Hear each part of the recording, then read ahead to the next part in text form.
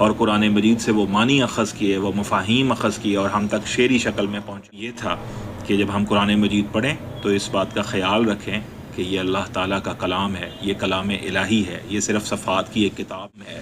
کلام اللہ کا کلام ہے،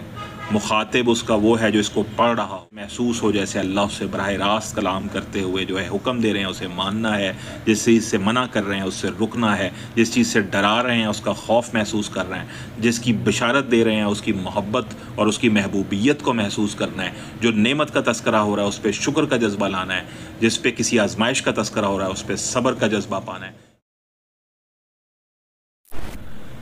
بسم اللہ الرحمن الرحیم۔ السلام علیکم دوستو آج ہم بات کریں گے کہ علامہ محمد اقبال قرآن مجید کی تلاوت کیسے کرتے تھے اور قرآن مجید سے پڑھنے کا ان کو کیسا شغف اور محبت تھی۔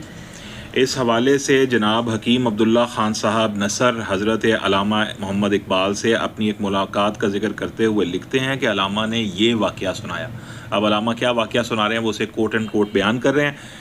وہ کہتے ہیں کہ علامہ اقبال نے فرمایا کہ میں جب سیالکوٹ میں پڑھتا تھا تو گھر کے ہر فرد کو والد گرامی کی یہ ہدایت تھی کہ وہ نماز فجر کے بعد قرآن مجید کی تلاوت کیا کرے، اور بھائی صاحب یہ اس زمانے کا معمول تھا۔ ہر مسلمان محلے اور گھر سے قرآن پاک کے ترنم کی آواز سامع نواز ہوتی تھی، چنانچہ میں بھی صبح اٹھ کر روزانہ بالالتزام قرآن پاک کی تلاوت کیا کرتا تھا۔ میرے والد ایک صوفی منش بزرگ تھے، چنانچہ وہ صبح دیر تک اوراد و وظائف میں مشغول رہتے اور فارغ ہو کر میرے پاس سے گزر جاتے۔ ایک دن صبح کو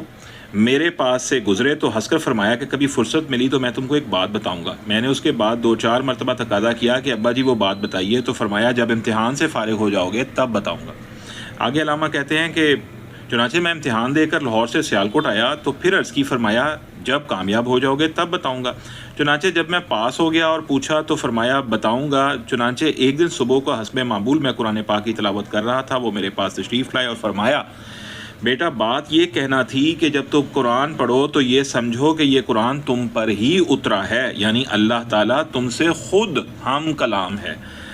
عامت المسلمین قرآن شریف کو عادتاً نقالی سے پڑھتے ہیں اور سمجھتے ہیں کہ اس میں خدا ان سے ہم کلام نہیں اور نہ ہی وہ اس کے مخاطب ہیں۔ یا ایھا الناس اور یا ایھا الذین آمنوا کے مخاطب کوئی اور لوگ ہیں، اور یہ 1300 برس پہلے کا قصہ ہے جس کے نہ تو وہ مخاطب ہیں اور نہ اس سے ان کا کوئی واسطہ ہے۔ یعنی علامہ اقبال کہہ رہے ہیں کہ میرے والد صاحب نے کہا کہ عام لوگ جو ہیں وہ قرآن مجید کو ایسے پڑھیں جیسے وہ خود مخاطب نہیں ہیں، اللہ کریم ان سے کلام نہیں فرما رہے ہیں۔ اسی کا نتیجہ ہے کہ قرآن پاک کی بالالتزام تلاوت کے باوجود ان کا دل تاثیر سے خالی رہتا ہے۔ وہ کہتے ہیں یہ وجہ ہے کہ جب ہم کلام الہی کو کلام سمجھ کر نہیں